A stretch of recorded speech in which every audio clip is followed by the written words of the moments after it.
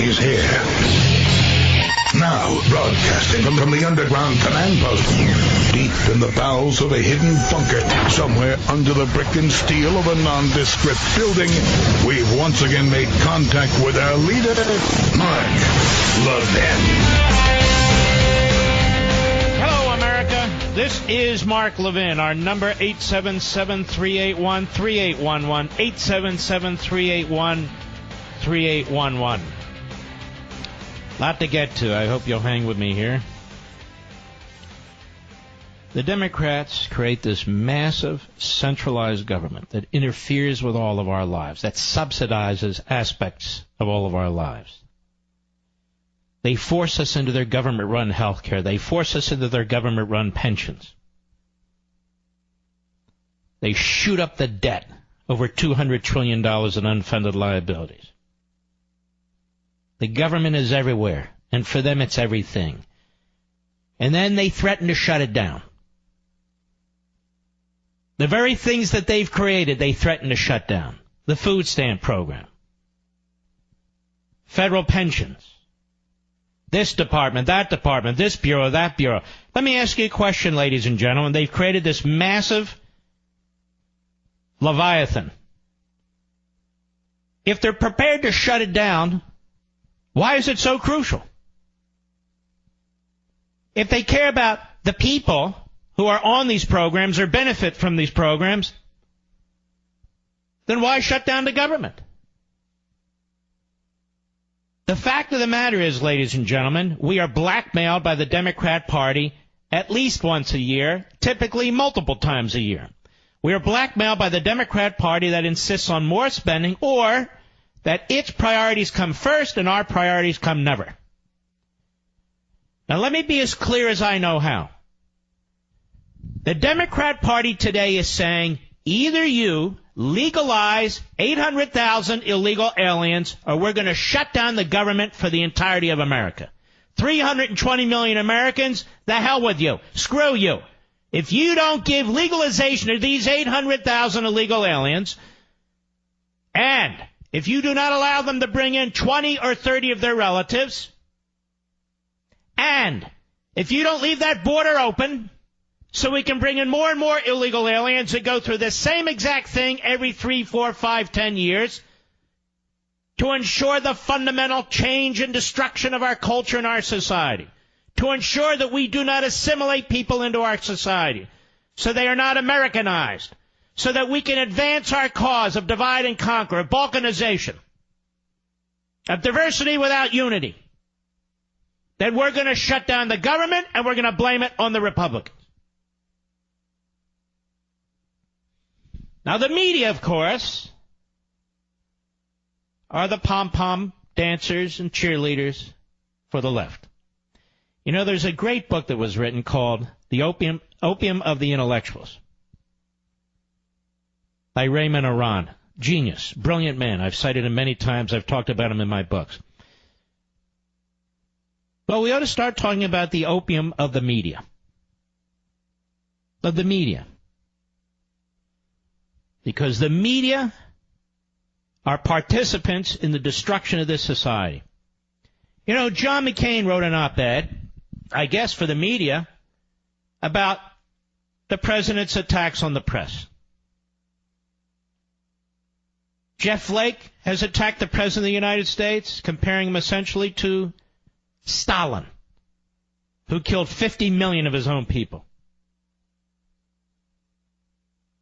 John McCain never penned an op-ed trashing Barack Obama for setting loose espionage activities against the Fox News channel, against the Associated Press, against other elements in the news media, actually used the power of the federal government to go after the media.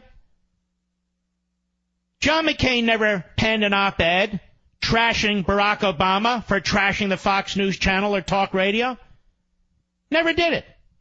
Jeff Flake never went to the floor of the House or the Senate to trash Barack Obama as Stalin for his unleashing of law enforcement and intelligence agencies against the media. He never accused Barack Obama of violating the Constitution, of threatening our democracy. Not once. Not once. It's not just the Democrats, it's many of these Republicans who stand for nothing but themselves. And they love the adulation that they get in the media. So massive are their egos, and so thin are their skins. The opiate of the media. The Democrat Party wants a government shutdown because so many of the constituent groups of the Democrat Party are indirectly on the federal payroll, that they want to cut off their food stamps, that they want to cut off their federal jobs, that they want to cut off highway payments and everything else they can think of to unions in order to upset, agitate, disrupt the lives of their own constituent groups for the purpose of scoring political points and fundamentally changing America. So now we're in the position, ladies and gentlemen, where the Republicans can make the case that the Democrats want to shut down the government because they insist on legalizing 800,000 illegal aliens by punishing 320 million American citizens. They can make the case that the Democrats want to shut down the federal government unless we legalize 800,000 illegal aliens, even if that means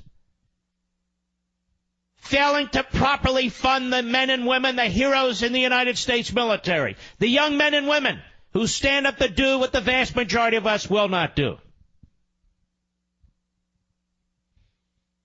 And yet, what I'm told is that the Republicans are bailing. They're throwing all kinds of support to the Democrats. You know, what program do they want? Let's entice them. The Democrats need to be beaten down. The left needs to be beaten down. Politically, of course. We're not Antifa, they are.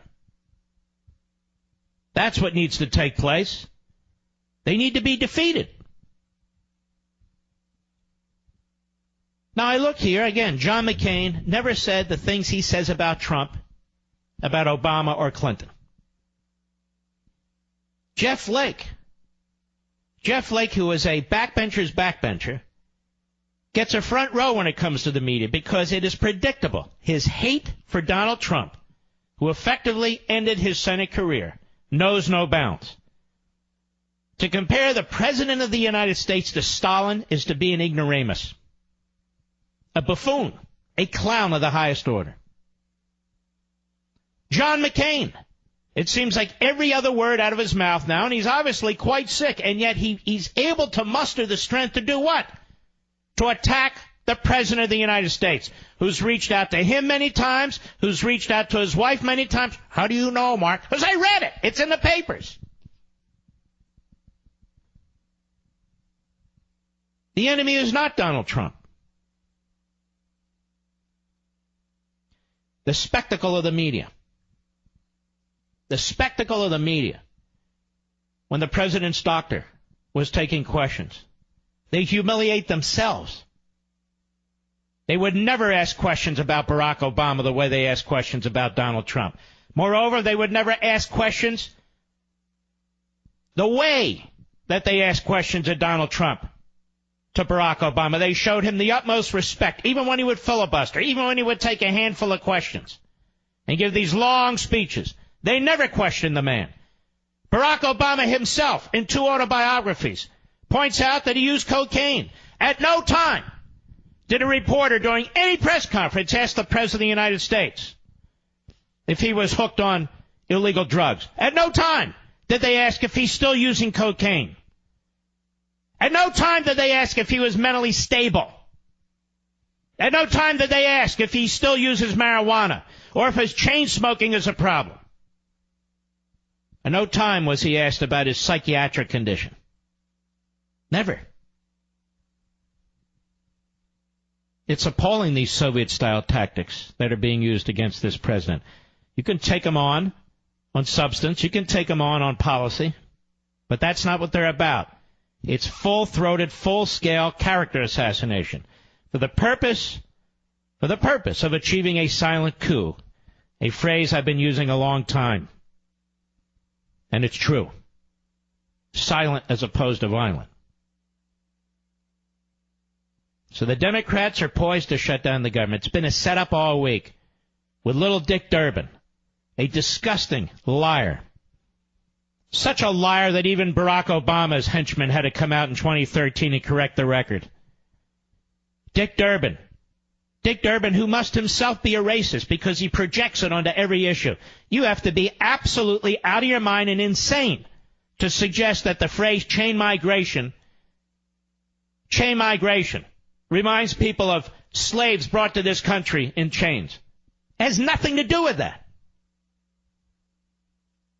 You're not allowed to use the phrase illegal alien anymore. You're not allowed to use the phrase chain migration anymore. You're not allowed to point out an absolute 100% fact that the world is filled with S-hole countries all over the place, including at the UN, who murder their own people, who rape their own people, who steal from their own people, creating refugees. Refugees who try to escape these S-hole countries in order to come to the United States of America. The Democrats claim that's racist. Racist? What is the point among these schizophrenic Democrats? That we shouldn't allow people of color in this country because we would therefore be trashing their cultures, their societies, and the countries from which they come? Or should we be opening our doors to anyone who wants to come here, especially people of color, because they have a right to come to the United States to escape those very cultures, societies, and countries they're leaving? Which is it? Well, you'll never know, because the media do not care. I posted on my social sites earlier this morning a question. Joe Scarborough, why don't you release your medical records? Well, he's not president. I didn't say he was. But he is so unbalanced in his obsession about Trump's mental condition. I think Joe Scarborough should release his records. Let us know if he's either been under psychiatric care. Matter of fact, I think Jim Acosta of CNN should do the same thing. Matter of fact, I think all reporters who find this a fascinating topic in order to advance their political ideology dressed up as reporters of the free press, I think we should ask them all.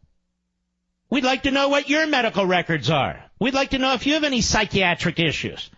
We'd like to know all about you, because you stand there posing as authorities on ethics, as authorities on physical health, mental health, and all the rest of it, when in fact you're none of those things. You're none of those things. How about this? Why hasn't anybody asked for the medical records of Chuck Schumer to be released, including any related to his mental condition? How come nobody has mentioned that Nancy Pelosi is slobbering all over the place and slurring her speech all the time, has been for a decade? Is she mentally ill and unbalanced? Should a Republican scream at her the way Cory Booker screamed at the Secretary of DHS? What about it? But let me circle back. The official position of the Democrat Party over this past week is this: America is no better than Haiti. America is no better than Venezuela. America is no better than Syria. America is no better than North Korea. Meaning you, the American people, are no better. And to put a fine point on it, the Democrat Party this week has said either 800,000 illegal aliens are legalized or we shut down the government for 320 million Americans. I think we can ask a fair question here. Does the Democrats Party represent the American people or foreign interests? What is the purpose of the Democrat Party, ladies and gentlemen? Is the purpose of the Democrat Party to be the funnel through which radicals, leftists of every sort, seek to destroy this country? Its culture, its society, its borders, its economic system? Is the Democrat Party, I'll ask it, un-American under its current leadership? Is it? Well, if it loves America, it has a funny way of showing it. I'll be right back. Mark Levin.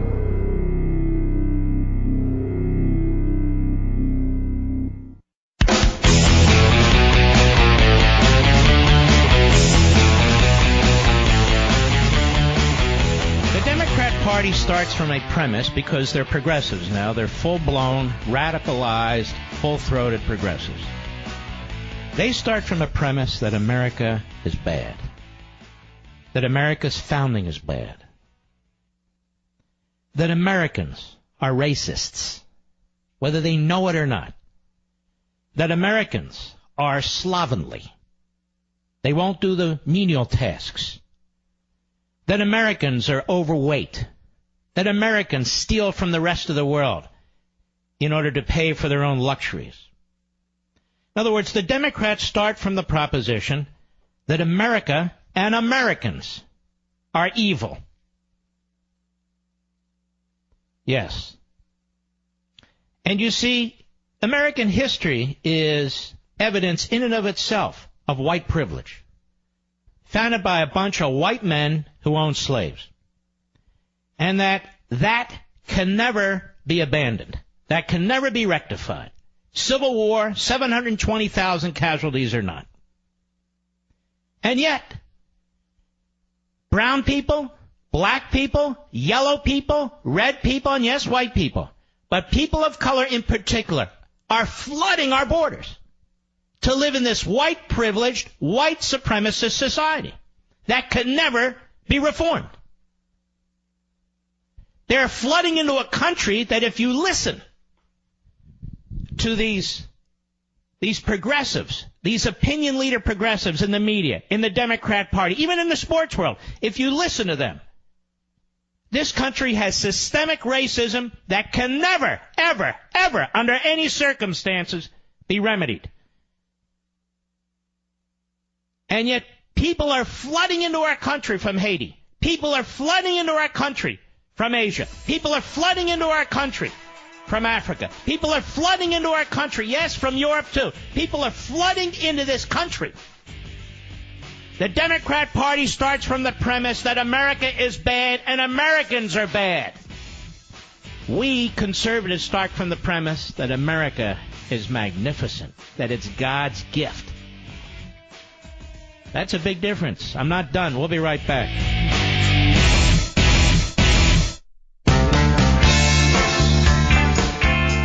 The Mark Levin Show, the pool feed for the conservative media. Dive in now. 877-381-3811. If America can never wash the stain of slavery off its hands, despite its civil war and all the rest, and by the way, I'm not saying forget it. I'm saying leave all those monuments up there. Leave all those monuments up there so we never forget it. But if America can never be considered a just and righteous society, according to the left, according to the Democrats, if America is forever condemned, then why isn't the Democrat Party forever condemned? Why isn't the Democrat Party forever condemned? The Democrat Party was the political institution through which slavery was defended and promoted. The Democrat Party is the political institution through which segregation was defended and promoted. The Democrat Party is the party through which Jim Crow, poll taxes, literacy tests, and all the rest. It's through the Democrat Party that they were instituted. The Klan was an appendage of the Democrat Party. 1924, we've talked about this, the Democrat Convention. In the center of New York City. The Klan Bake, they called it. As the Klan marched with their uniforms. Their white hoods and their white sheets. Fighting to get lynching out of the Democrat plank, out of the Democrat platform, was a battle that took decades. Well after the Civil War, ladies and gentlemen. Well after the Civil War. So my question is this. If the United States of America is to be condemned forever by the left and the Democrat Party, then how is it the Democrat Party isn't condemned forever? And I will repeat the comment I made in the first part of this hour. Given the Democrat Party's positions today, how can you say that the Democrats' positions, the Democrat Party's positions, as opposed to millions of Democrats, the Democrat Party's positions, the official party position, like the official Communist Party position, how can you say it's not un-American? when their great Barack Obama talked about fundamentally transforming America. Well, then America can't be great, and you can't be pro-American if you're fundamentally transforming it. How many times have I said you can't love your wife and fundamentally transform your wife at the same time, and vice versa? You don't fundamentally transform something that is great or good. You revere it. You embrace it. You promote it. You secure it. You sustain it. That's what you do. America isn't perfect, but America is the greatest idea ever put into action by mankind. It is the greatest idea ever put into action by mankind. You see, before America, there were theories. There was John Locke. There was Montesquieu.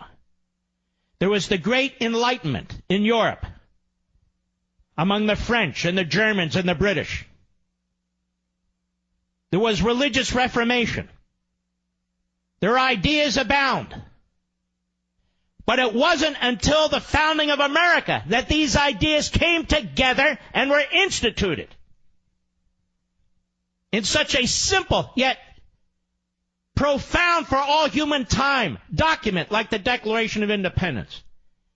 And its governing manifestation, this magnificent Constitution of the United States. A political party, the Democrat Party, has been founded now, or at least the modern form of the Democrat Party, on an ideology that rejects it all. The progressive movement rejects the Declaration of Independence. How do I know? They said so. It's in Rediscovering Americanism. The progressive movement rejects the constraints of the Constitution. How do I know? They've written about it over and over and over again.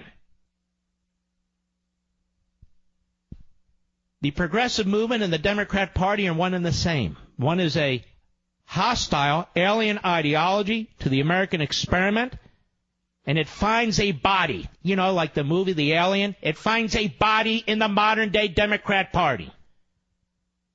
This is why they insist that there's no difference between the culture and society in Haiti, in Venezuela, in Cuba, and North Korea, and the United States of America. They insist on it, and if you disagree with them, then you're a racist. Imagine that. Democrats. The party of slavery and segregation and Jim Crow, lecturing you and me about racism. The Democrat Party, who did all it could to destroy the character of the second black man ever nominated to the United States Supreme Court. We don't need any lectures from the Democrat Party. We learn nothing from the Democrat Party. Nothing.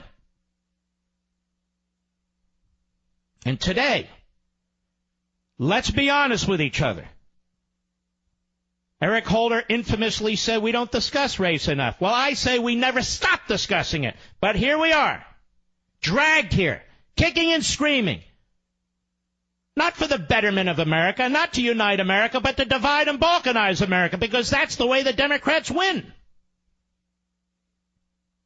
Let me be clear again, as clear as I can possibly be. The Democrat Party's official position is that if we do not legalize 800,000 illegal aliens, they're going to shut down the federal government. The Democrat Party's official position is we will not secure the southern border until we legalize 800,000 illegal aliens. The same position it has held for half a century. For half a century. And then they tell us what terms we can and cannot use. But this is the fine point I want to make. The civil rights movement today is a fraud. The civil rights movement came to be in order to promote the emancipation of the black slave. And then equality. Equality for the black slaves who finally had their freedom. They fought segregation as they had fought slavery. They fought Jim Crow in the South as they had fought other forms of segregation. And today, they defend illegal immigration. Today, they defend open borders. Whereas just a few decades ago, Ralph Abernathy, the right-hand man to Martin Luther King, marched on the southern border against open immigration, limiting immigration, against illegal immigration. Walter Mondale marched with him. 20 years ago, Bill Clinton objected to illegal immigration. 20 years ago, Harry Reid objected to illegal immigration. 20 years ago, the late, great Barbara Jordan, Congresswoman from Houston, headed a commission that fought the same issues that you and I talk about today. And the reason is because back then, not so long ago, they understood that the people who are most harmed by endless legal immigration and illegal immigration are the poorest among us. And the poorest among us are minorities, particularly African Americans.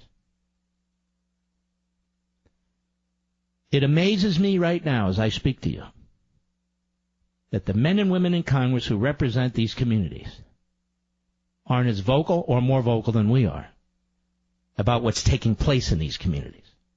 Jobs being taken from American citizens who happen to be poor. Their political clout would just as soon throw in with the progressive ideologues, throw in with the open borders crowd, throw in with the amnesty crowd, than represent their communities. When you bring in more poor people, then they take the jobs on the lowest rung of the ladder if they take jobs at all. That lowest rung of the ladder is what people need to get to the next rung of the ladder, and the next rung of the ladder, and the rung of the ladder after that. They need that first step. Particularly young people, teenagers, kids in their early 20s. They need that first job. They need the discipline. They need the work ethic. They need the money. And isn't it fascinating, ladies and gentlemen, that the big unions have thrown in on this too? The big unions that demand a $15 minimum wage know that illegal aliens are paid under the table. And they don't want to secure the border. The big unions. And all the leftists in Congress who go on and on about there ought to be a given wage. There ought to be health care for everybody. There ought to be college for everybody, while they keep supporting policies that allow the world's poorest of poor to pour into this country legally and illegally. And they know they're not paid above the table. They know it. Tom Sowell has said, and I agree with him, you want Americans to take jobs? Then pay them. Pay them. Americans work hard, but Americans aren't stupid. You want somebody to get on their hands and knees to pick tomatoes every day? Then pay them. They'll get on their hands and knees and pick tomatoes. They'll get a plunger and clean the toilet. They'll cut the bushes and mow the lawns. By the way, most of the people who do these jobs are American citizens, as I pointed out to you in the past and is written in Plunder and Deceit. But if you want more American citizens to do these jobs, then the market will tell you what to pay them. We don't need the government to tell us, and we don't need people from the third world flooding into this country or people from any world flooding into this country. But the Democrat Party, which has used race throughout our history to the detriment of this country, is at it again. And to blackmail this country, to hold a gun to the head of this country, and to say, either you Republicans, either you President, either you agree to give 800,000 illegal aliens a legalization without one further step taken in securing our southern border. Either you do that, or we're going to shut down everything this federal government's involved in. At least that's their argument. We know it'll never happen, but that's their argument. And more than that, we will blame you. Is about as diabolical as it gets. And, of course, they're going to get the support of the propaganda wing of the government. I don't mean Trump, the government, the permanent government. which is the leftists. It's the leftists. You know, the way the Democrats view us and the way the bureaucracy views us and the way the media view us is if we win an election, we take the House and the Senate and the presidency, or one of the three at any given time, it's a temporary aberration. It's a temporary aberration, a hiccup, a gap, in a trajectory towards progressivism, utopian statism, which is the real phrase I like to use. And so you and I have to be beaten down. Our characters have to be besmirched. We will be called racists by the very people who belong to the party of racism. And of course, if you're white, you're only successful, you're only accomplished, you only achieve things because you're white. I'll be right back. Mark Levin.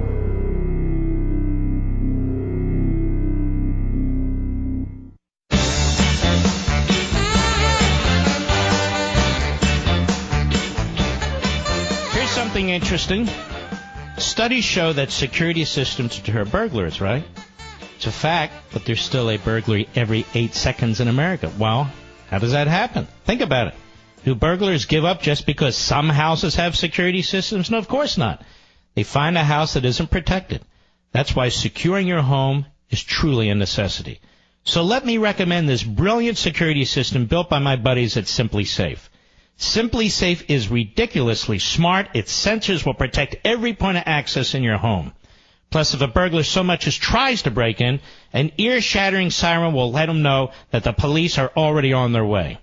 Best of all, Simply Safe's 24/7 monitoring, just $14.99 a month, and they'll never lock you into a long-term contract. So with Simply Safe, you'll even get a 60-day money-back guarantee. So there's no reason not to try it right now. Go with the only home security I trust, Simply Safe, by going to simplysafemark.com. That's simplysafemark.com, simplysafemark.com. We have a disagreeer. Harry, Franklin, New Jersey, the great WABC. Go. Hey, Mark, how we doing? Okay, we is good. All right. I listen to you all the time. I just have one point I disagree with today. It's an argument I've heard not just from you, but from many conservatives. It is the party affiliation over ideology in the matter of history, as far as saying, like, Democrats were responsible for blocking the 1964 Civil Rights Act. And I think we're just being a little intellectually dishonest if we're not going to say that, it was kind of us, the conservatives, that were a little bit more. What are you talking about? Explain yourself. I don't think we can really say that liberals were responsible for blocking civil rights. Sir, here's the problem. You have a very superficial understanding of this stuff. You've read the Declaration of Independence, right? Sure, absolutely. That's what conservatism is all about in a summarized fashion. Unalienable rights for all human beings, right? Right. You've heard me talk about Abraham Lincoln and his speech in 1858 during the Lincoln-Douglas debates, right? And where Lincoln said, essentially, I'm paraphrasing, when men get together and write a document like that, they've left it to their progeny to correct that which they were incapable of correcting at the time. Now, I don't think there's any greater emancipator than Abraham Lincoln, do you? Not at all. So what do you mean conservatives did this? Well, I'm educating you. This is rhetorical. Pay attention. Reactionaries, racists, that has nothing to do with conservatism. Nothing whatsoever to do with individual liberty. Nothing whatsoever to do with a rule of law, equality under the law, equal justice under the law, the most free market type of economic system imaginable. You do not even comprehend what it means to be a conservative, because you are projecting, as the left does, as tenured professors do, as the media do, a complete bastardization of conservatism and Americanism on top of conservatism. It's simply not true. Well, I was speaking more to just modern liberalism. We connect that to Modern liberalism isn't liberal in any sense of the word liberalism. They've stolen that word. They like to be called progressives in many respects now, and you ought to call them progressives because they want people to, wow, we believe in progress. When in fact what they support is an ideology that is so contemptible, that has resulted in so much mayhem, so many casualties, that even if you support 10% of it or 15% of it or some kind of form of it, it is you, not you personally, it is they, I believe, who are promoting a very inhumane type of ideology. Think about it. I agree. I just say that we definitely do link it though to the parties right now. Now it seems like the ideology. No. The Republican Party today is adrift.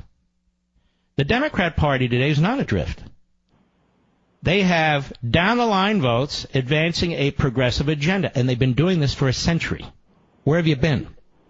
They've been doing this, really, and since the late 1800s, but it really kicked into the gear under Woodrow Wilson and Franklin Roosevelt. And today you cannot find a Democrat in the United States Senate,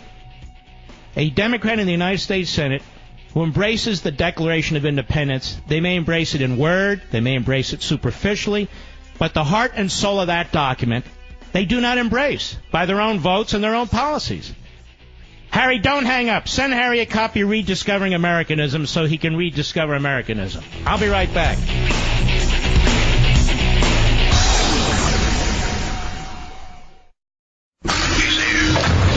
He's here. Now, broadcasting from the underground command post, deep in the bowels of a hidden bunker, somewhere under the brick and steel of a nondescript building, we've once again made contact with our leader, Mark Levin. Hello, everybody. Mark Levin here. Our number, 877-381-3811, 877-381-3811. A couple of quick things. I am amazed at all these stories about Steve Bannon and the House Intelligence Committee, and he wouldn't answer a whole bunch of their questions. Now, we know by media leaks that he received a subpoena to testify in front of a federal grand jury in Washington, D.C. by Robert Mueller. Obviously, he's not going to start bleeding a gut to the House Intelligence Committee when he may be facing an examination in front of a federal grand jury. He'd be nuts to do it. I'm not a special pleader for him or anyone else. I am explaining the process. And yet apparently Republicans in the committee are demanding that he answer these questions. I just wish they'd be so aggressive when it comes to the Democrats. I wish they'd be so aggressive when it comes to Comey, or Mueller for that matter, or his staff for that matter. Pretty damn incredible. Lindsey Graham has announced, ladies and gentlemen, that he will not be voting to keep the government open. He will be voting to close the government, in effect, by abstention, because illegal aliens are not receiving legalization. DACA. We've created a whole new vocabulary, see. DACA. Excuse me? DACA. Something in your throat? DACA. DACA. Not to be confused with DAPA. DAPA. DAPA. DAPA. DAPA. DACA. Dreamers. Excuse me? Dreamers. What's a dreamer? Illegal alien child? Why is that person a dreamer? Anyway, so Lindsey... So here's my thought on this. If it were a conservative who said what Lindsey Graham said, I'm not voting for this continuing resolution unless we get a wall across the southern border, and that conservative kills the continuing resolution and there's a government shutdown, Mitch McConnell would be trashing this guy in the shadows, anonymously, without attribution, in Politico, in the New York Times. All of his henchmen would. John Cornyn, Lamar Alexander, you get the whole conga line of them doing it. But Lindsey Graham, no. Lindsey Graham is a progressive. And if it wasn't for the screwed-up primary system in South Carolina, his ass would have been kicked out of the Senate a long, long time ago. And he could be the carnival barker that he is. Lindsey. Goober. Now, this Goober, Lindsey Graham, he's so smart that when he was in the House of Representatives, and when we were dealing with, impeachment, the one area of impeachment where Bill Clinton couldn't get out of it was held, by the way, in contempt by a federal judge, was lying during his deposition in front of the federal judge. Graham argued and succeeded in telling his fellow Republicans in the House, don't put that as a count on the impeachment claim. It's not strong enough. Lindsey's always wrong about everything. He's a gadfly at best. All right, back. The government shutdown. Here are the Democrats, full-throated for illegal alien children, prepared to shut down the government against 320 million American citizens. Cut one, Patrick Leahy. Him again? Go. There's only one person who has called for a shutdown of the government, and that's Donald Trump. He's done it twice. I would hope that his fellow Republicans won't follow his demand for a shutdown. It would humiliate our country. Shut up, you idiot. Go back to the bar. Now, Chris Coons of Delaware. It's not bad enough that Delaware spawned Joe Biden. Now we have this fool. And, of course, he's on the morning Schmo show, he and Mrs. Schmo, and the plagiarist, the sexual harasser. You talk about a clown show. There it is, right there. Cut two, go. Once again, we face a moment where the president is sort of jerking the wheel of the bus of our nation left and right, left and right. He could say, I've thought about it, I've looked at it, and frankly, this deal with one little tweak is something I can sign off on. Sure, under this deal, 11 million illegal aliens would become legalized, come into the country. We just need a little tweak here, a little tweak there. This is from a twerp. Charles Chucky Schmucky Schumer. Cut three, go. The majority leader, he's dismissed the urgency of solving the fate of Dreamers. He calls it a manufactured crisis. It was manufactured by the Republican Party. Stop. Now, it's fascinating to me, in the first 2 years of the Obama administration, when the Democrat Party controlled the House and the Senate, they did nothing on immigration, let alone the Dreamers. Nothing. See, this is manufactured. Well, he's right about that. But to McConnell's credit, it's not manufactured by McConnell. It's manufactured by Schmucky Schumer and Little Dick Durbin and that gang. Go ahead. President Trump rescinded the DACA program. No Democrat. Well, he rescinded the DACA program. Last time I checked, the courts rescinded the DACA program. Let me explain something to Chuck Schumer. See, there's this thing called the Constitution, and you have lifted your hand, put another hand on the Bible, and sworn to uphold it, to faithfully support it. The prior president, Barack Obama, instituted a piece of legislation. Congress institutes legislation, as any third grader knows. Congress institutes legislation. But Milhouse didn't care, so he did it anyway. Federal court said it's unconstitutional. So now what they're saying is that Trump rescinded the DACA. I wish it were so. Notice Chuck Schumer doesn't question the constitutionality or legality of it or anything of the sort, because he doesn't care. Go. The majority's decision's leader to kick the can down the road. Wait a minute. Did he just slur, Mr. Producer? He must be mentally ill. Did he slur? I think he slurred. I think he's mentally deranged, and he needs a full psychiatric review. I could have sworn he slurred a word. And by the way, the cornrows on the top of a Jewish guy's head, no offense, look pretty odd to me. Especially in his case. What's with that? It's like a straight line across your forehead, and people say, oh, he was never bald. All right, go ahead.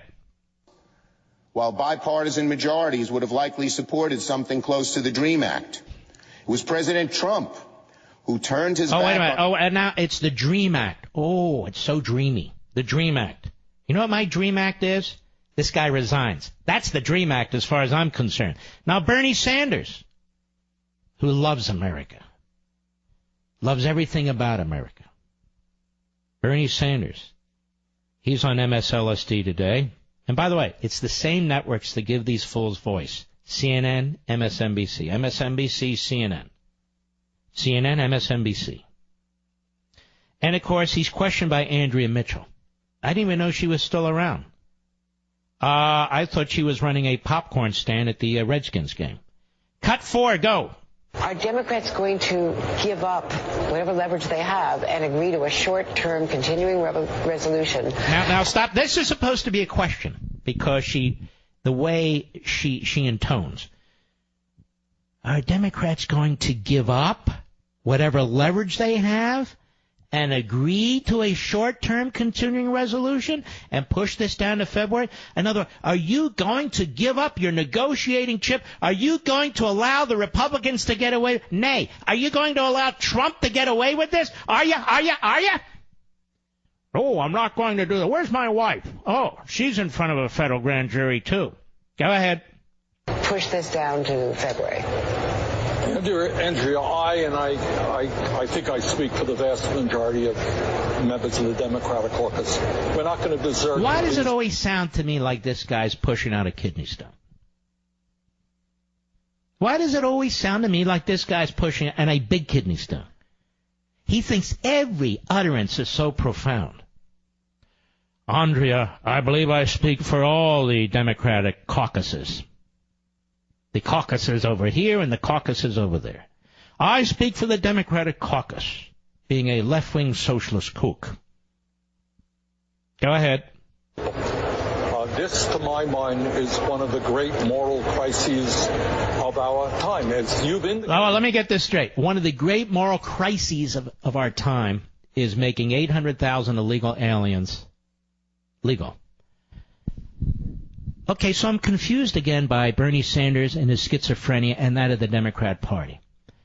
What is wrong with deporting these people back to their magnificent societies and cultures which are on an absolute equal level with America? I don't understand this. As a matter of fact, America is a white privilege society. America is a society founded by slaveholding racists. America can never redeem itself. There's an income gap in America. There's an age gap in America. There's a this gap in America and a that gap in America. America sucks no matter how you look at it. The cops are lousy. The military's out of control. The president is nuts. Oh, well, look at this. And meanwhile, the Democrats fight like hell to keep illegal aliens in the country. Why? If Haiti's the same as America, and Venezuela's the same as America, and 190 other countries are the same as America, what's the problem?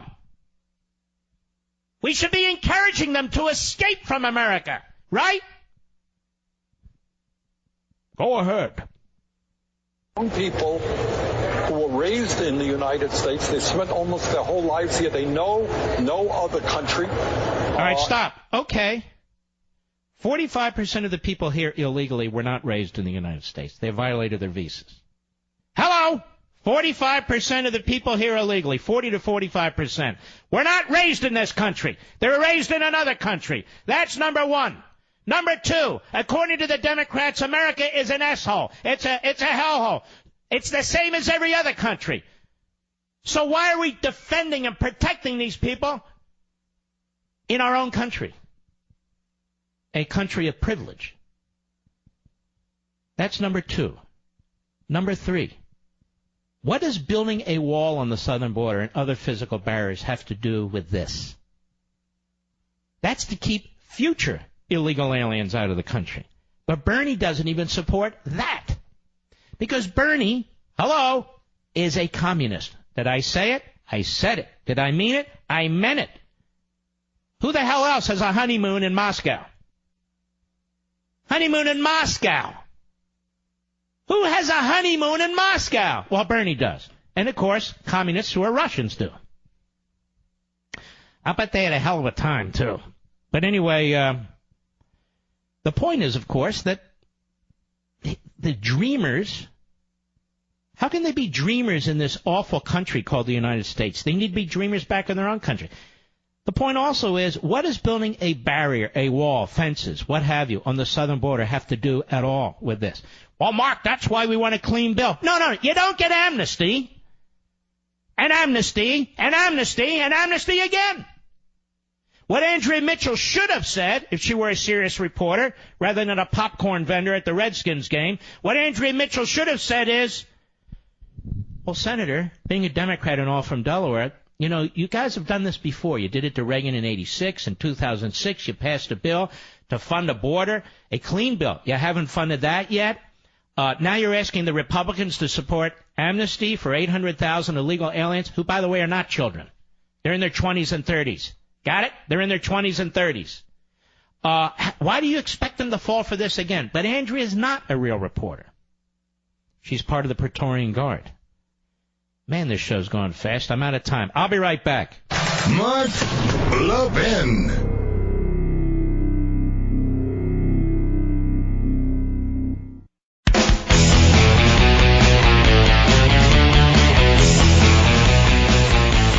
All right. And Long Island, New York, the great WABC. Go. How are you? I'm okay. Hello? All right. Yes. You're on. Go right ahead. Hi. So, first of all, I love you. You're amazing. You're my idol. You say what you feel, what you think, and that's fantastic. I am an employment-based immigration lawyer, so I can't say what I feel or else I'd be tarred and feathered. All right, let's slow down a second. bar. You're an employment-based immigration lawyer, all right? That's correct. Got it. Yeah. Go ahead. So I was just calling because I heard that tweet from Chuck Schumer about how the Republicans or Congress, I think it was Republicans he was mentioning, had been kicking this can down the road. And I just wanted to understand, like, what can exactly, because we've had Democratic Congresses, and TPS has been extended since 2001. And DACA, we were a group of like 600 immigration lawyers when the White House made their announcements. We were all together at a conference, and everybody was screaming and jumping, so excited about this ridiculous executive order that came out. And so I'm fully supportive of figuring out what we're going to do with the Dreamers, ending TPS. That should not, it's temporary. TPS is temporary. When there's something terrible, we're not going to go back to your country. But my question is, yes, it seems like an impossible proposition. Yes. How do we take 600, El Salvadorians and deport them? How do we do this? Well, don't. Hold on. Let me just lay down. We don't round them up the way Dwight Eisenhower did, put them on yellow buses and send them over the border. He sent back 1 million illegal aliens. He said this was a poison to society, and that we have to uphold the rule of law. And he was trying to protect American workers, American immigrants, American farm workers. And so that's unnecessary. But if we would start cutting off benefits, start cutting off job opportunities, doing that sort of thing, many of them would leave on their own. Now, Mitt Romney called it self-deportation, for which he was attacked. It's probably the best, most honest thing Mitt Romney ever said. But the left leaps. They lurch. They're like piranha, and they go after him. And then, of course, guys like Lindsey Graham and McCain and the others, they join in. Yeah, what the hell's wrong with them? Yeah. What is wrong if people leave on their own? What is wrong if you get rid of some of the incentives that the courts haven't imposed for people to come to this country in order to participate in our welfare system, our food stamp system, our Social Security system? What is wrong with that? So you discourage them from coming and you discourage them from staying. That's number one. Number two, Ann, as you know, it's not even DACA that's the issue in terms of the real numbers. Almost half of the people here illegally have violated their visa stays. They have committed perjury on their visa forms. And not only once, but twice. They have to fill out these forms, sign these forms from the sending country, and then when they come into our country. Well, why aren't those people rounded up? They're not 4-year-olds and 8-year-olds and 10-year-olds for the most part. They're grown adults who lied to come to this country and will not leave. They actually do know other countries. They did come here at every fault of their own. How come that's never in the discussion? That would be a good start, don't you think? I agree. I do think, though, that we need a complete overhaul of the system, of the entire immigration system. Well, why should we have a complete overhaul of the system when we have 500 cities, counties, and states that nullify federal law? Why should we have a complete overhaul of a system when if they do not get their way, they're going to nullify that system anyway? This all right, right Ann. Now allows people to ask for relief that we need to stop giving. That's all. Yeah, well, you're never going to get it through this Congress. Maybe you heard of Lindsey Graham. Just saying. Thank you, Ann. Great call. We'll be right back.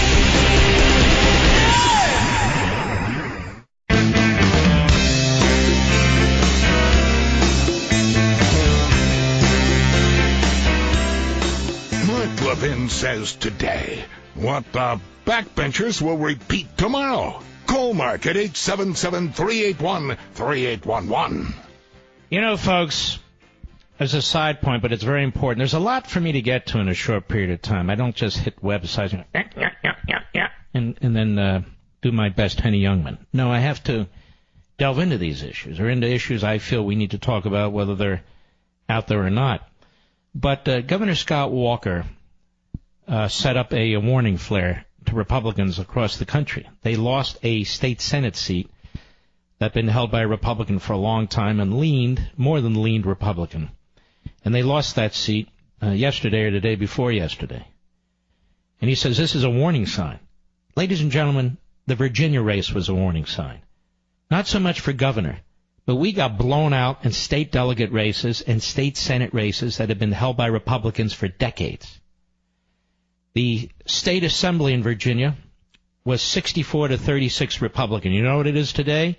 51 to 49. A flip of a coin or a lottery out of a hat is what saved the Republicans in the assembly in Virginia.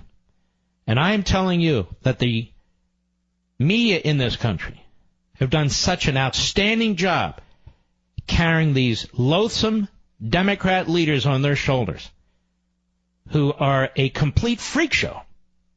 But nonetheless, they have succeeded, and they are succeeding. And if you think, as some commentators say, that this is all being blown out of the water, that there's psychological issues with us and the media are playing us, you're wrong. They're wrong. What's going on at the ground level is that the Democrats are firing up their base. This whole DACA thing, shutting down the government, that's what that's all about. While our base is being dispirited by the lack of action in so many areas. We got this tax cut through, which is a quasi-tax cut. Certainly wasn't a tax cut for everybody, and we're going to find that out come April 15th. But beyond that, they didn't repeal Obamacare like they said they would, and you have senators like Lindsey Graham and Lisa Murkowski and John McCain, bless his soul, and so forth and so on, who thrive on being contrarians, who thrive on siding with the Democrats, who thrive by media aggrandizement. That's what they live for. All right. Where am I, Mr. Producer? What am I talking about? Oh, yes. Now, you know we have a Camaro, right? It's a 2010 Camaro. It's the first year the new model Camaro came out. It's really a cool-looking car. I love that car. But it's obviously reached an age where things are starting to go wrong with it. I don't worry about those problems anymore, though. Not since I got extended vehicle service protection from CarShield, because CarShield is the best. Getting covered by CarShield is such a great idea. It's affordable protection that can save you thousands for a covered repair. A new fuel pump costs over $500. Replacing a water pump, that's over $1,000. And if you need repairs to a control arm or a torque converter, good for you. I don't even know what the hell that is. But nonetheless, it can break your budget. Thousands of dollars to fix. Now, they even have plans that cover your car's computer, GPS, electronics, and much more. CarShield is the ultimate in extended coverage, and they get your favorite mechanic or dealership paid directly. That is a big deal. You're not out of pocket. You're not waiting for your reimbursement. They pay them directly.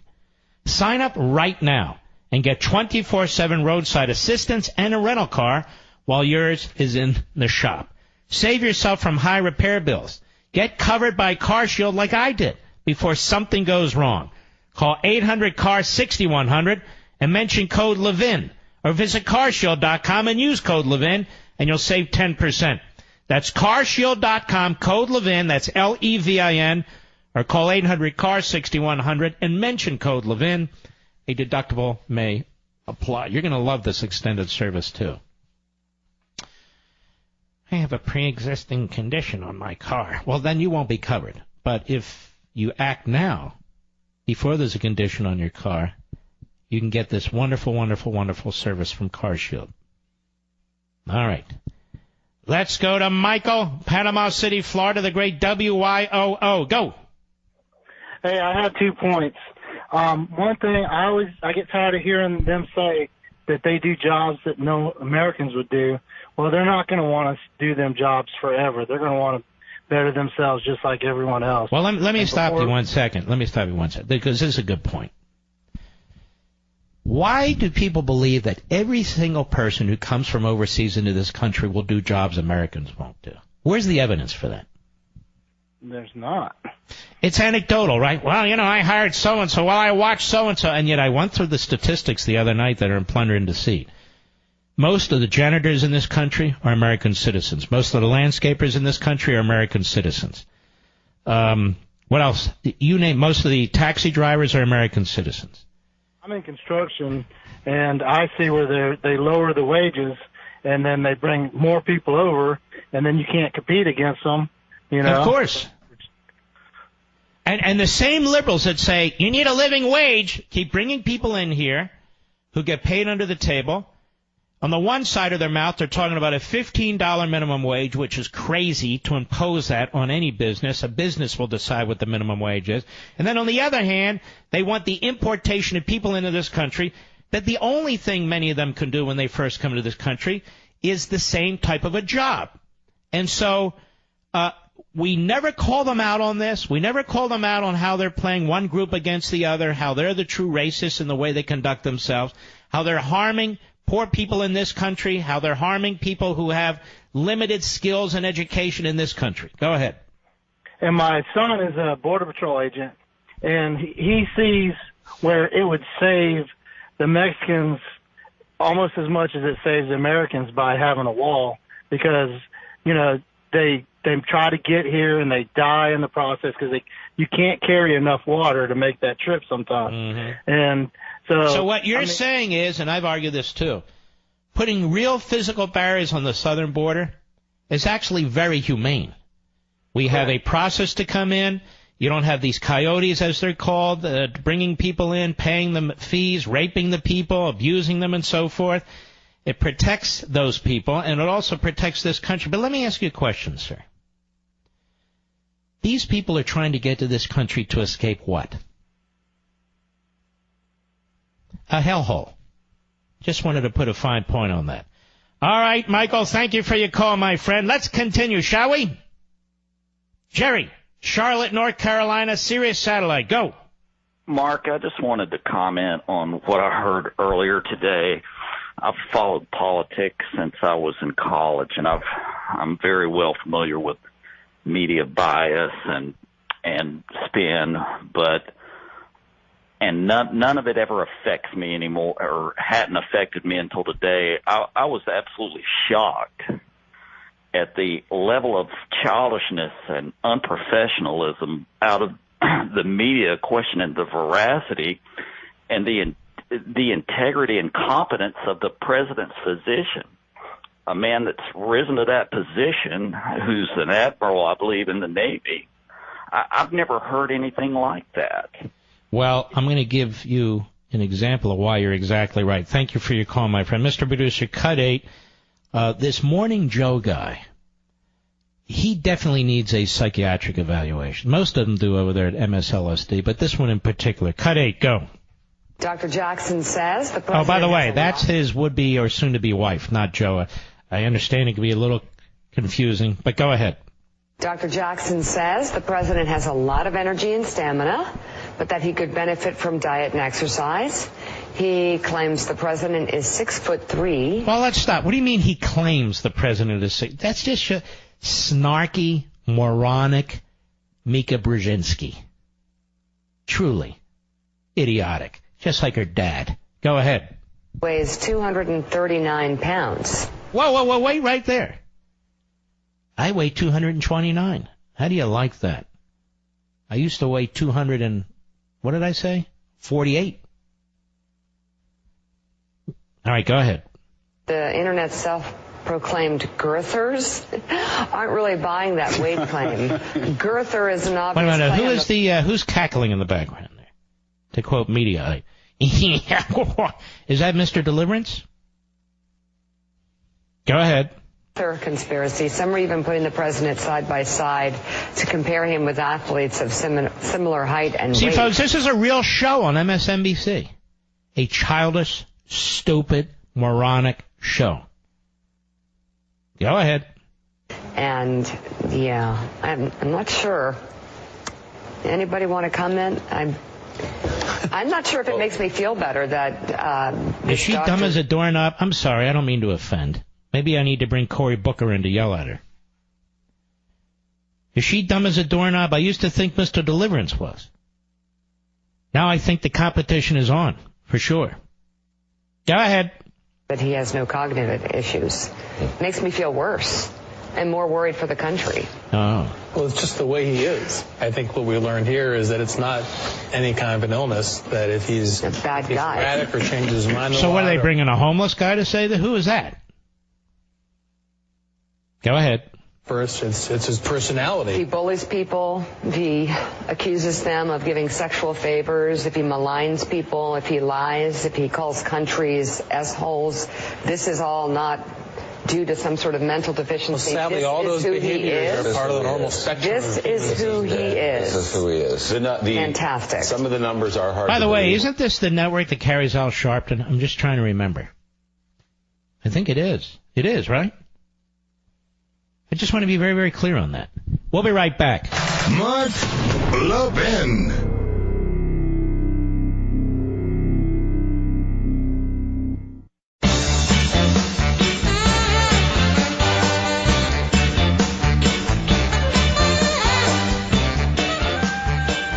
Yes. Filter By. This is a wonderful family-owned company. It's in America. They came to us and they said, you know, we have a wonderful product. And we can actually help make sure that people are breathing clear air in their homes. We know there are these huge warehouse stores like Home Depot and Lowe's. But we feel we have better products, and we feel we have a better deal. And I spoke to them, and we talked it out, and I said, you know what, let's do it. The holidays might be over, but the winter's just begun. And according to studies, the air indoors contains up to 100 times more pollution than the air outside. Now, this can cause illness, allergies, unnecessary wear and tear on your HVAC system, leading to costly repairs or, even worse, the premature replacement of the entire system. Resolve to breathe better with Filter By, America's leading provider of HVAC filters for homes and small businesses. They carry over 600 different filter sizes, including custom options, all shipped free. That's important.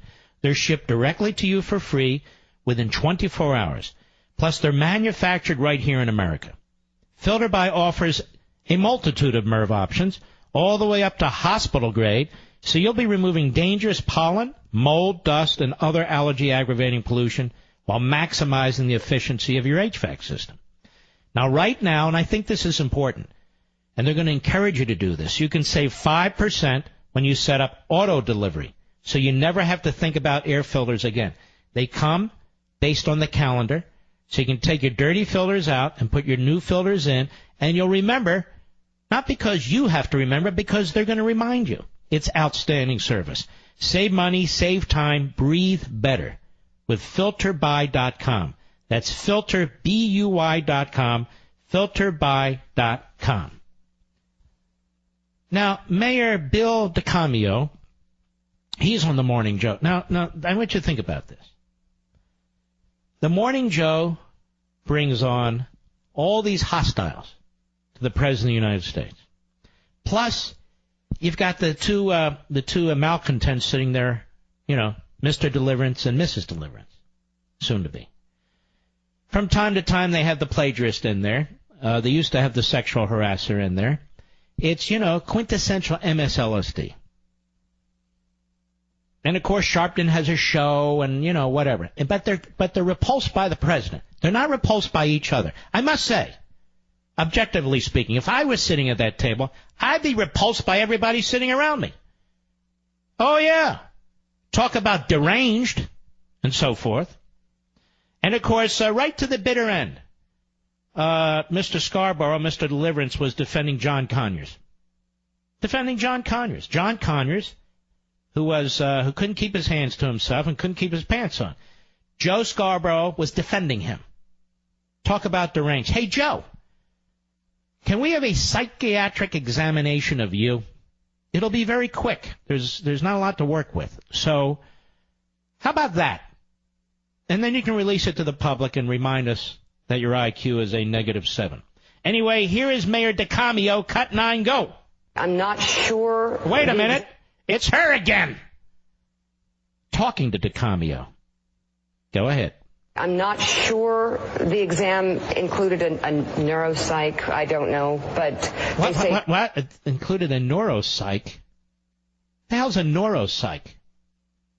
Look how they talk so technically. Oh, a neuropsych? Yeah. And then at CNN, hey, don't let them get in front of us. He didn't have a neuropsych. Oh, that's right. He didn't have a neuropsych, everybody. Send, what's that clown, Acosta in there. Have a... Mr. President, do you have a neuropsych? What? You have a neuropsych. Do you hate people of color? Do you hate women? Do you kick dogs? Get the hell out of the Oval Office. You know, they only do this in fascist regimes. You know that, Mr. President, right? Go ahead. He's in order. Is that good news or bad news to you? Of course it's good news. Now, here's a guy who really needs a psych exam. DeCamio. Of course it's good news. Go ahead. Because it then takes the behavior Stop. Why am I doing this to myself? Why am I doing this to the nation? Enough of this already. She can't even complete a sentence. Meanwhile, she's got the morning schmo sitting next to him, and that jerk, she completes the sentences for him. You know, I remember when they were on the radio. I know most of you don't because it was a flash in the pan. I remember when they were on the radio, and they were booted off the radio. They were so bad. Their ratings sucked so badly. And I remember their swan song when they said, we're going to take a little respite and reboot. We're going to recreate our program and make it even more invigorating, even a bigger ratings killer than it is today. And they disappeared. I thought they'd never come back again.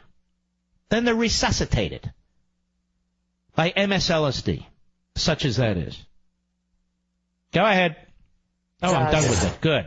Forget it. I don't want to hear any more of it. Sorry. And I want to apologize to America for playing that clip. It makes all of us much dumber to hear Mika Brzezinski. Remember her father? Oh, yeah. National security, foreign policy genius. Working for Jimmy Carter. She's a chip off the old block, if you ask me. Well, ladies and gentlemen, we've got an entirely full hour next.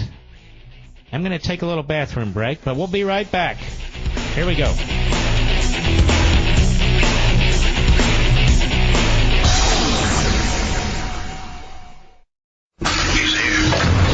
He's here.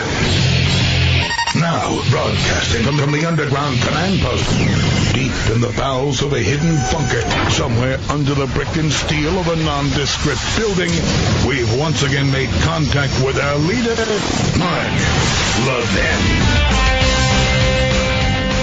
Hello, everybody. Mark Levin here. Our number, 877-381-3811, 877-381-3811. Listen to this. This is what I'm talking about. Bernie Sanders. Talk about Code Pink. This man's the original Pinko. Cut 5, go. You there? Cut 5, go. Oh, the machine's broken, believe it or not. Okay. Let's all count to 10. All right, well, we're going to have to pass it. The Enco machine is not Encoing, so we can't play any clips. Well, you know what?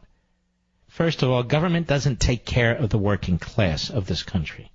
Those of you in the working class of this country, I assume it's anybody who works, is the government taking care of you or is the government taking from you?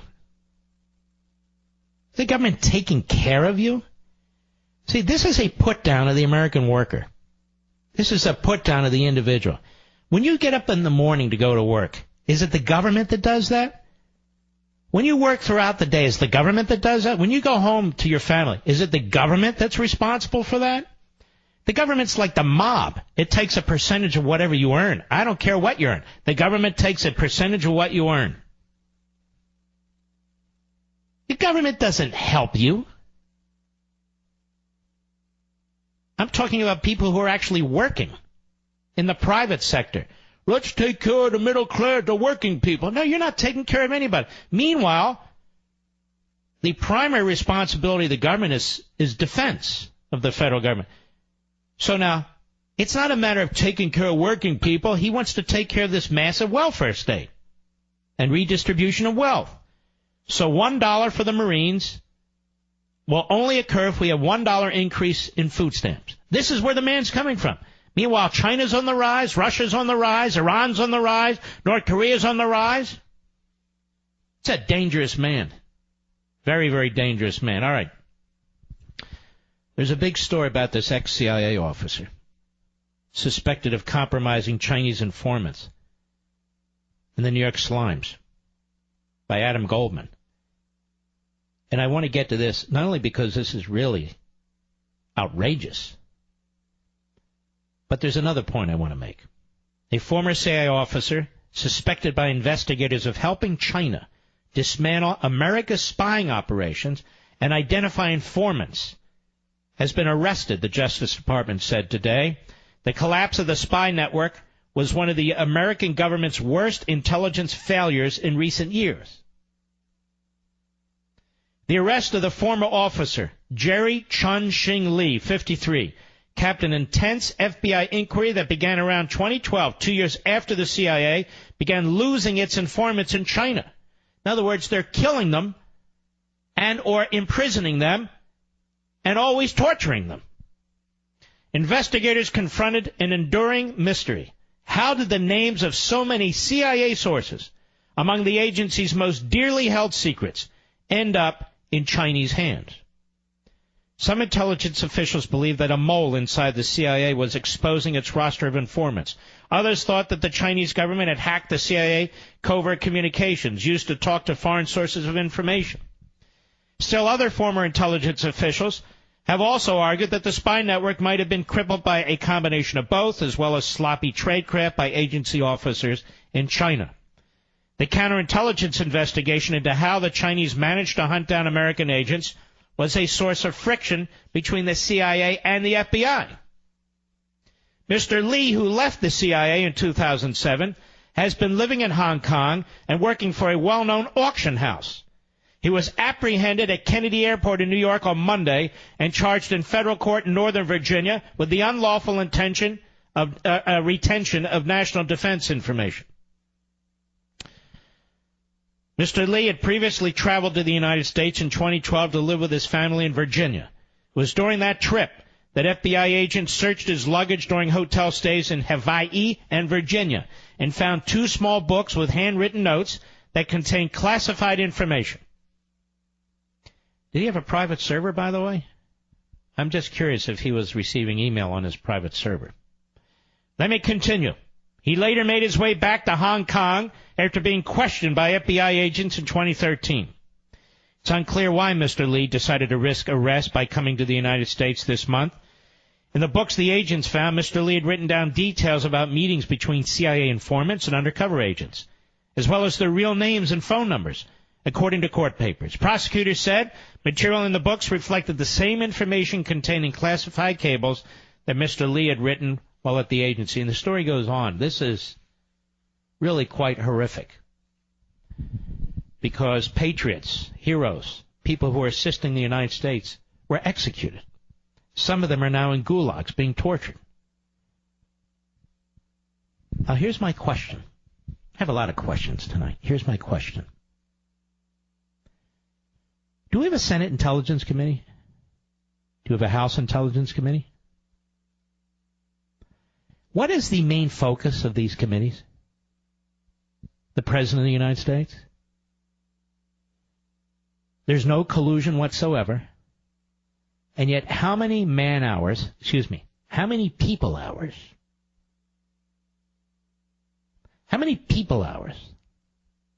has the Senate Intelligence Committee and has the House Intelligence Committee spent on investigating the President of the United States and the phony collusion issue? Moreover, how many people hours has the Senate Intelligence Committee spent investigating this? How many people hours has the House Intelligence Committee spent investigating this? This is an enormous problem for the United States.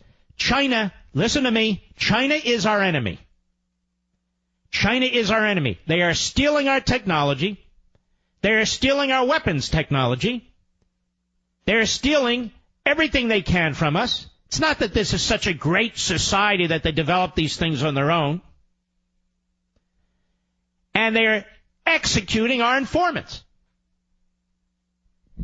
And the best the United States damn Congress can do is investigate the president for a phony issue. Day after day, week after week, month after month.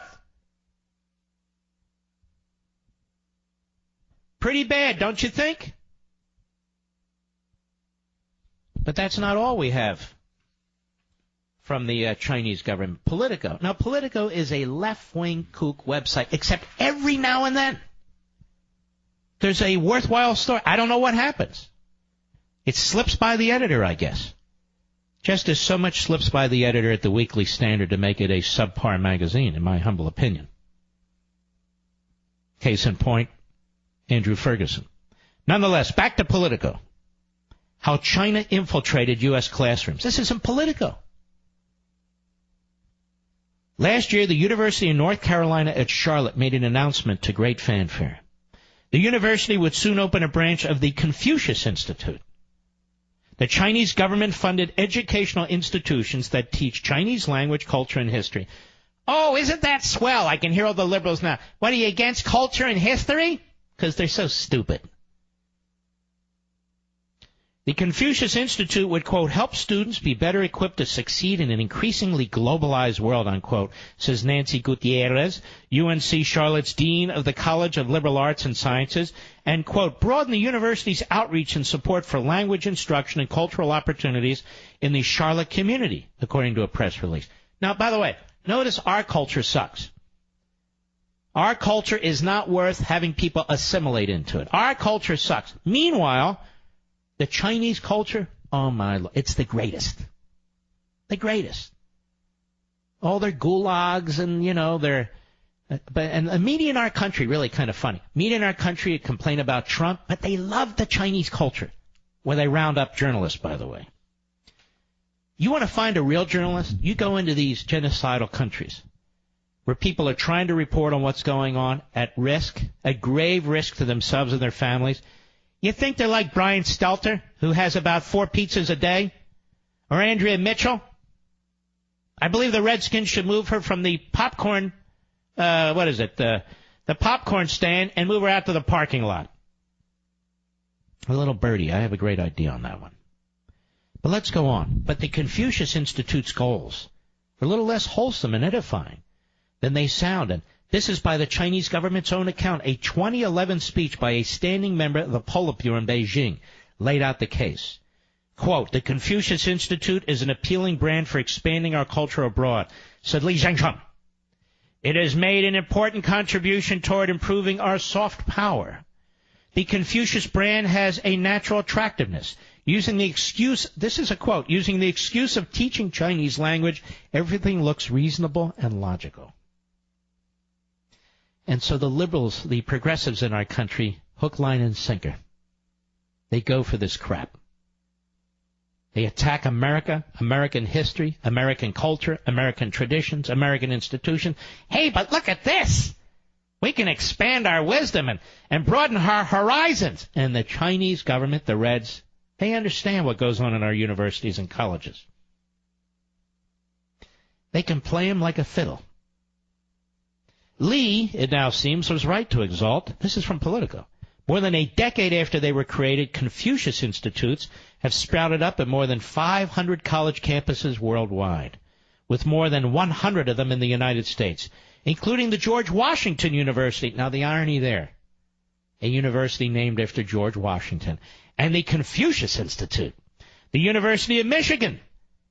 Doesn't our buddy Larry O'Connor, isn't that his favorite school? I think it is. And the University of Iowa, overseen by a branch of the Chinese Military of Education, known colloquially as Hanban.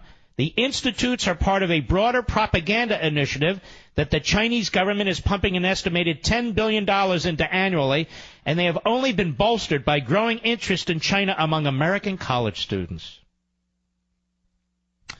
What happened to English, history, mathematics? Now we have Confucius says.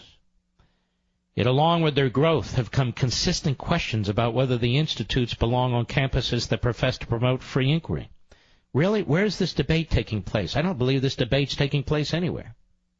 Confucius Institutes teach a very particular Beijing-approved version of Chinese culture and history, one that ignores concerns over human rights, for example, and teaches that Taiwan and Tibet indisputably belong to mainland China. Take it from the aforementioned Lee, who also said in 2009 that Confucius Institutes are, quote, an important part of China's overseas propaganda setup. Critics also charge the centers have led to a climate of self-censorship on campuses that play host to them. Despite years of these critiques, including a recent outcry at the University of Massachusetts at Boston and the shuttering of Confucius Institutes at two of the nation's top research universities, they're still growing in number in the United States, albeit at a slower clip than a few years ago. Several opened on American campuses last year. And vanishingly few schools have rethought the institutes and closed. You want to know why? Money, money, and more money. You want to know why else? They agree with them. They're trashing America. Like a good, tenured university professor or college professor. They're trashing America. Now, Mao's China, which is what this is. Forget about Confucius. Mao's China slaughtered and has slaughtered more human beings than any other government in the history of mankind. More than Stalin and even more than Hitler. This is what amazes me when we have these Marxist organizations marching against our founders as slaveholders while they're promoting Marxism, which slaughtered, in total, 100 million human beings. 100 million human beings. Hey, but we have the Confucius Institute on our campus, and aren't we swell? And when I go into these social circles and go into the faculty lounge, we have this wonderful Confucius Institute. Aren't we broad-minded liberals? Yes, we are. We teach Chinese. We teach Eastern culture. We teach, how America sucks, how America's imperialistic and colonialistic, and the great Chinese government. Now, he says, I contacted half a dozen of these colleges, these Confucius Institutes, and several officials said in interviews that they're not looking back. Now, that's the progressive mindset. We never look back. We don't care about history. We don't care about human experience. We look forward. We only look forward. And what do you look forward to? More of our power and more of our ideology and more of our power and more of our ideology.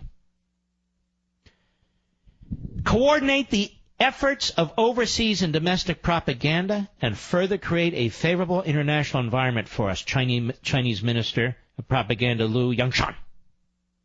I have to say it fast because I can't pronounce them. If I say it fast, it sounds like I know what I'm saying. Liu Yangshan exhorted his compatriots in a 2010 People's Daily article. Don't you love these repressive regimes? We're the People's Republic. And you're reading the People's Daily, and if you disagree with us, we will kill you. All right. I'll be right back. Mark Levin.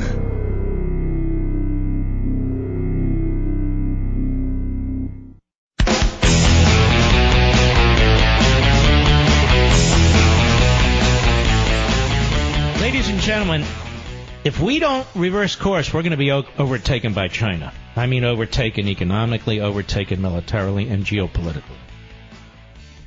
That's why the protectionists and the isolationists are nuts. China's trying to fill the void. They're trying to fill the void.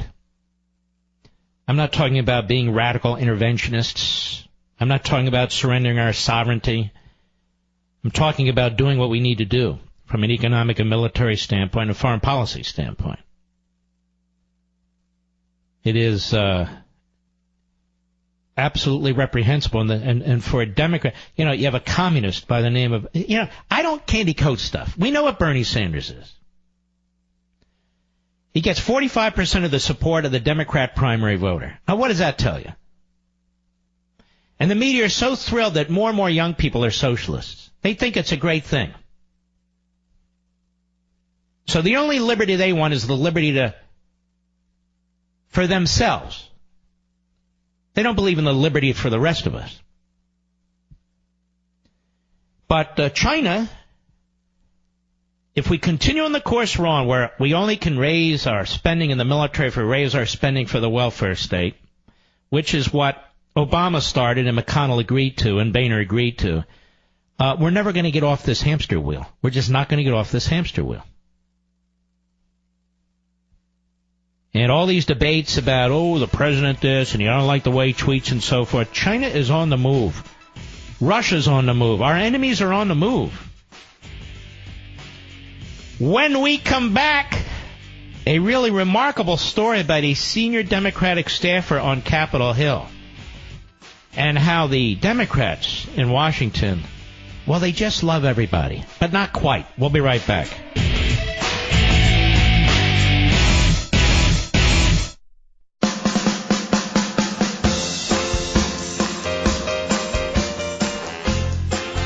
Levin, America's passionately cerebral voice.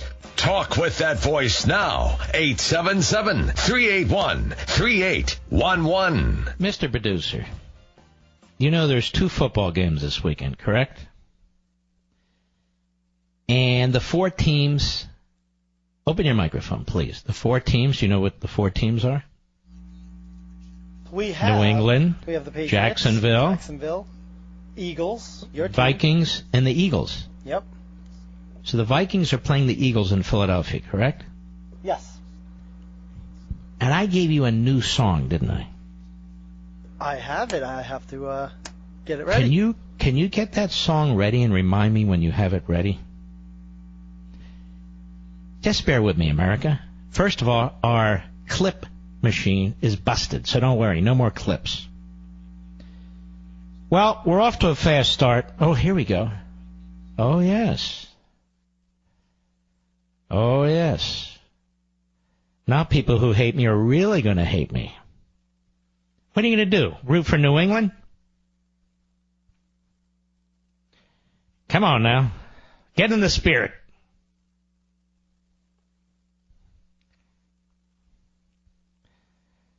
Oh, yeah. I like this song. Do you like this song? It's a good song, right? Even from a Steeler fan like yourself. Just a little bit. Here's the good part. Get ready.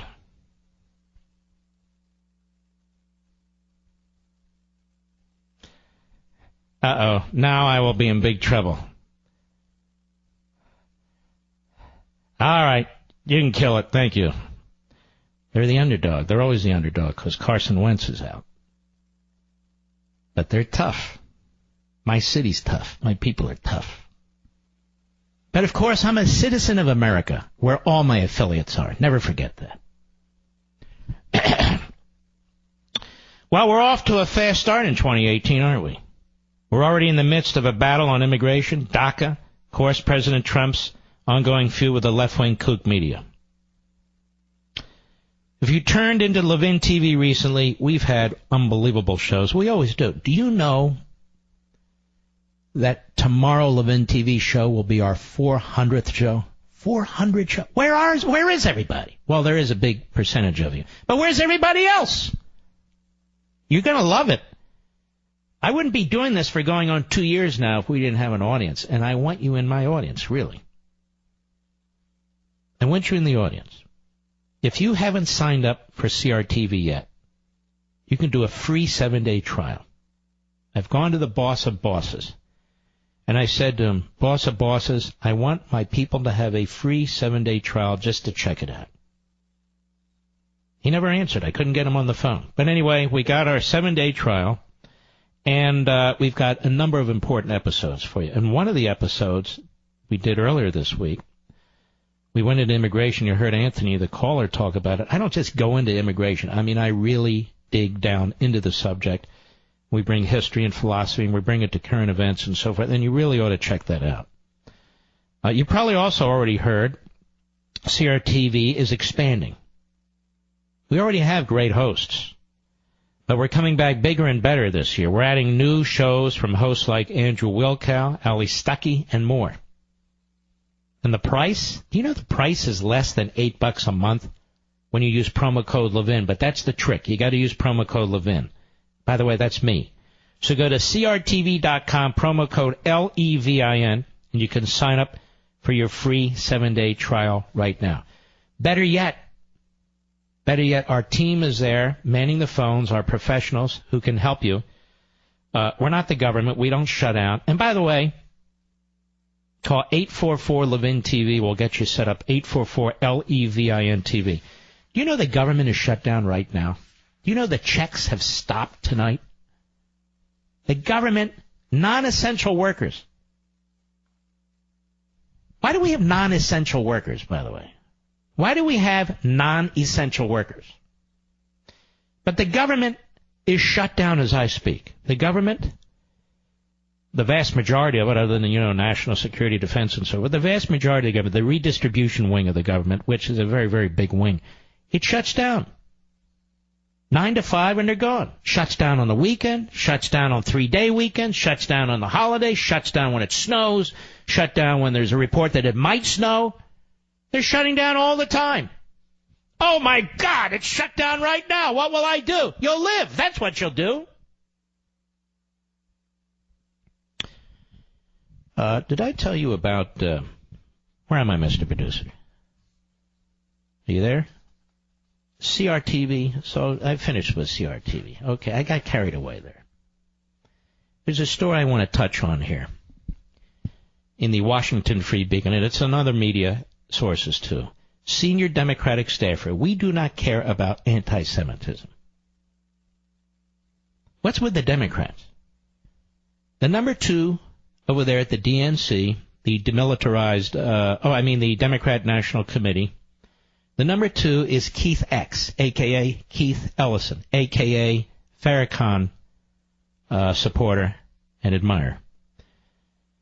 A senior policy advisor to Democratic Senator Patrick Murray, Democrat of Washington, said her office in the United States Senate Committee on Health, Education, Labor, and Pensions does, quote, not care about anti-Semitism, unquote, according to 2 people who attended the meeting. Now, I don't know this firsthand. I'm just reading what's reported in several news outlets. They call this the HELP Committee, by the way. The HELP Committee is currently weighing the nomination of Ken Marcus as Assistant Secretary for Civil Rights at the Department of Education. Marcus has been the target of an aggressive campaign waged by leading anti-Israel groups seeking to derail his nomination. Marcus has worked to combat the boycott, divestment and sanctions movement, BDS, on college campuses, and is the founder of the Louis D. Brandeis Center for Human Rights Under Law, a pro-Israel group, and quite frankly, a fairly liberal group. During a meeting on November 28 with Sarah N. Stern, a former colleague of Marcus and president of the Endowment for Middle East Truth, or EMIT, a senior advisor to Murray on the HELP Committee told Stern the committee does not, quote, care about anti-Semitism in this office, unquote. Quote, we don't care about anti-Semitism in this office. We care about transgenders. We care about blacks. We care about Hispanics. We care about gays. We care about lesbians. We care about the disabled. We don't care about anti-Semitism in this office, he said. Stern's aide, Jennifer Deckel, confirmed the comments and said she was taking notes during the meeting. I wonder where little Dick Durbin's going to be on this. Because apparently we have S-holes in the United States Senate. Stern first addressed the comments revealing that Democratic members are not concerned about the anti-Semitic elements of the campaign against Marcus. In an editorial for the Jewish News Service published Tuesday, she provided the full quote to the Washington Free Beacon, saying she found the remarks particularly egregious. Eli Zubdik, a spokesman for Senator Murray, questioned the accuracy of the remarks attributed to senior advisor, saying, "This is not an accurate quote and certainly doesn't reflect the position of the office." First of all, genius, an office doesn't have a position. A person has a position. Notice he didn't say it doesn't reflect the position of the senator. The senior advisor did not immediately respond to requests for comment by the Free Beacon. This campaign against Marcus is being led by numerous anti-Israel groups, including the Arab American Institute, led by James Zogby. This guy, to me, is quite loathsome. Is referred to Israelis as Nazis. The National Students for Justice in Palestine, which has members who have openly celebrated murders of Jews, and Palestinian Legal, which has defended professors who have posted anti-Semitic comments online. Welcome to our universities and colleges. We're being taught about Confucius, the old-fashioned communist way. We're being taught about boycotting Israel, and you all are subsidizing it. Hey, look, my kid got into a great Ivy League school. Don't celebrate. In her editorial, Stern details Marcus's record on the U.S. Commission on Civil Rights. And as the Assistant Secretary of Education for Civil Rights under the George W. Bush administration, where he expressed commitment to, quote, aggressively prosecute harassment, unquote, against students of all religions. That is, students who are harassed of all religions. Stern also noted, under Marcus, the Brandeis Center sent several letters to universities decrying racism against Muslim and African Americans on their campuses. For instance, he wrote to the president of San Diego University in November 2015, denouncing an attack against a Muslim student, saying, while our organization primarily addresses the rights of Jewish college students, we support the right of all students to be free from invidious discrimination. See, this is a smear job against this Marcus. His record doesn't matter. His record doesn't matter. He worked for George W. Bush, and he's Jewish. And you have these organizations that have these nice-sounding names that are going to go after a man like this. But what's particularly appalling is Senator Patty Murray has not denounced this staffer, nor has she said anything publicly that I'm aware of. I've checked this outlet and other outlets. And the individual in the office, in addition to Sarah Stern, her aide, Jennifer Deckel took extensive notes. You know, unlike Dick Durbin in his meeting with Trump, Deckel took extensive notes. Now, for the non-lawyers out there, this is called contemporaneous evidence. That's what it's called. Now, my question is, what is Senator Murray going to do about this? My question is, what is the U.S. Senate Committee on Health, Education, Labor, and Pensions, or HELP? What is HELP going to do about this?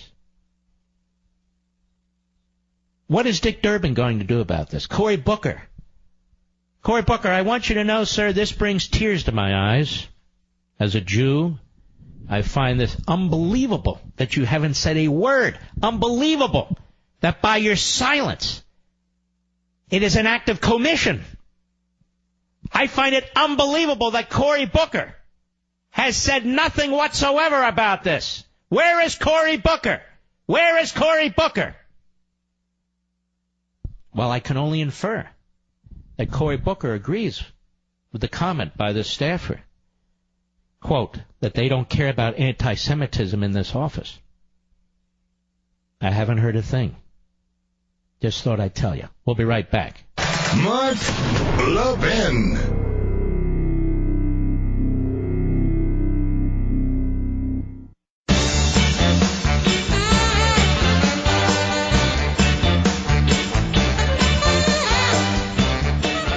By the way, Trump is colluding more with the Russians here. Reuters, exclusive. Trump accuses Russia of helping North Korea evade sanctions, says U.S. needs more missile defense. I'm sure Putin is thrilled that Trump was elected and not Hillary. And by the way, who is undermining missile defense again, under another Republican president. Who's refusing to appropriate the funds necessary to build up our military in the face of what Russia's doing? The Democrats. So who's colluding with the Democrats? Who do you think Putin prefers? Schumer and Bernie Sanders and little Dick Durbin or Donald Trump? Well, of course, the Three Stooges he prefers. Wouldn't you if you're Putin? And what happened to all those code pink Republicans jumping up and down for Putin and the Russians? I wish we had a leader like Putin. You out of your mind? Let's see, goals for 2018. Now, I've got them. Is this where I am? Yes. But I can only achieve them if I sleep well. And thankfully, I have a Casper mattress, no kidding. And it helps me get a great night's sleep. The Casper mattress has a unique combination of foams that provide the right pressure relief and comfort so you feel perfectly balanced. And thanks to the breathable material, you're guaranteed to sleep coolly. Plus, the mattresses are built to last for years. Basically, since I've gotten my Casper, I've gotten the best sleep ever.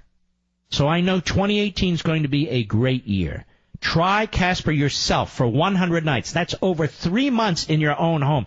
Why would you go to a strip mall, go into a retail shop with big windows for everyone to look in, while you put your head on a mattress and a pillow that 412 people have already put their head on?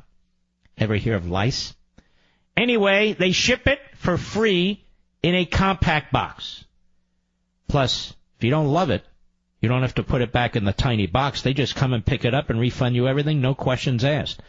Start your ear off right with a guaranteed great night's sleep every night. Take your mattress, lean it up against the wall, and try my Casper. Try yours for 100 nights in your own home with free shipping and returns. Go to Casper.com/Mark and use code Mark to save $50 on the purchase of select mattresses. I don't know why they did this, but you got to use Mark twice. It's Casper.com/Mark and then enter code Mark to save $50 on the purchase of select mattresses. Terms and conditions apply. So the Democrats are colluding yet again with the Russians by undermining our military, which helps the Russian military. And get a load of this from the Daily Caller. Chuck Ross. FBI agent shared Russia probe information with Christopher Steele. Remember him, the ex-British spy working with the Kremlin? An FBI agent shared the name of former Trump campaign advisor George Papadopoulos with Trump dossier author Christopher Steele during a meeting in early October 2016.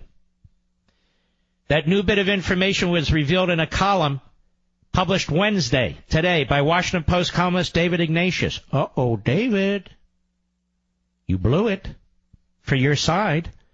Ignatius reports that Steele, a former M16 agent, met with an old FBI contact in Rome around October 1, 2016, to share findings from his investigation into Donald Trump's and the Trump campaign associations with the Russian government.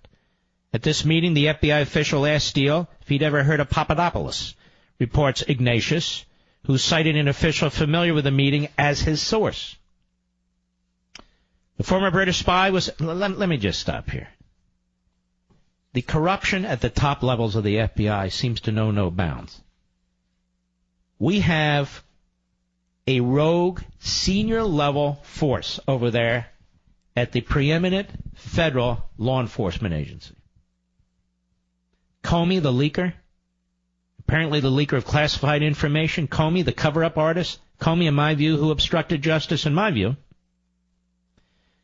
McCabe, who was the number 2. His lovely wife was running for the state senate. Got over $500,000 from Hillary's bagman, the ex-governor of Virginia, McAuliffe. And if that's not a humiliating historical fact now in Virginia. Virginia's had such great governors, and now McAuliffe is on the list. They're going to have a bust of McAuliffe, a guy with a bag over his head. Then we have that guy Stroke, or whatever his name is, too many consonants, whatever it is, who was having an affair and at the same time texting his lovely with trash mouth talk about the President of the United States. That is Trump, who he unleashed an investigation against and may well have been involved in leaking with her. It appears that Mr. Steele, the ex-spy, the ex-British spy, that the FBI wanted to actually put him on the payroll. I mean, it is horrific what's taken place. And let's not forget Mueller, who used to head the FBI. Sergeant Clouseau over there. Lots of stuff going on over there. But McCain, John McCain, well, he attacks Trump. See, Trump's the problem, ladies and gentlemen. Not the Democrats, not the leftists, not the media, not the leakers at the top of the FBI, not the CIA guy who revealed everything to the Chinese and so forth and so on. Not the failure to secure the border. No, Trump's the problem. We salute our armed forces, police officers, firefighters, and emergency personnel. We will see you right here tomorrow, America. I very much look forward to you. In the meantime, God bless.